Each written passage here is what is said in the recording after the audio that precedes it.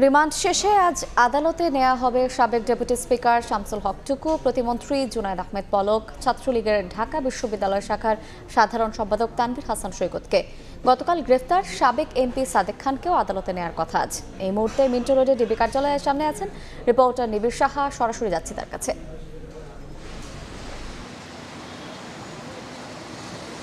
আসলে প্রথমেই বলি যে সাবেক পাট ও বস্ত্র মন্ত্রী গোলাম দস্তগীর গাজী তাকে গতকাল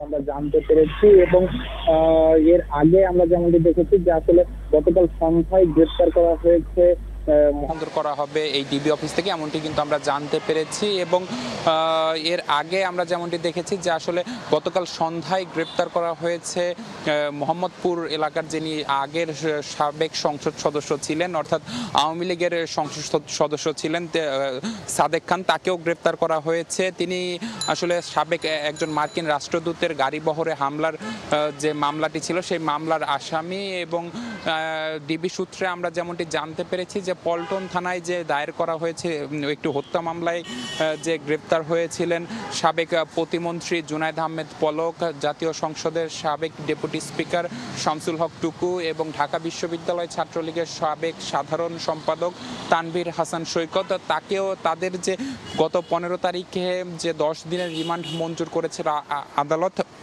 সে মামলায়ও কিন্তু আসলে গতকালই কিন্তু 10 দিনের যে রিমান্ড কার্যক্রম সেটি শেষ হয়েছে এবং আজ তাদের 3 জনকেও আদালতে তোলা হবে। অর্থাৎ ডিএমপি আমাদেরকে যেমনটি জানিয়েছে যে আসলে জুনায়েদ আহমেদ পলক, শামসুল হক টুকু এবং তানভীর হাসান সৈকত এবং সাদেক খান, এই 4 জনকে মূলত আজকে এই ডিবি কার্যালয় থেকে নিয়ে যাওয়া হবে সিএমএম কোর্টে এবং সেখানে আসলে পরবর্তী যে আইনি কার্যক্রম সেটি আসলে পরিচালনা করা হবে। তো এখনো কিন্তু আসলে আমাদেরকে জানানো হয়নি যে আসলে কয়টা নাগাদ তাদেরকে বের করে সিএমএম কোর্টে নিয়ে যাওয়া হবে। তো সবকিছু মিলিয়ে এই ছিল আমাদের কাছে থাকা সবশেষ খবর।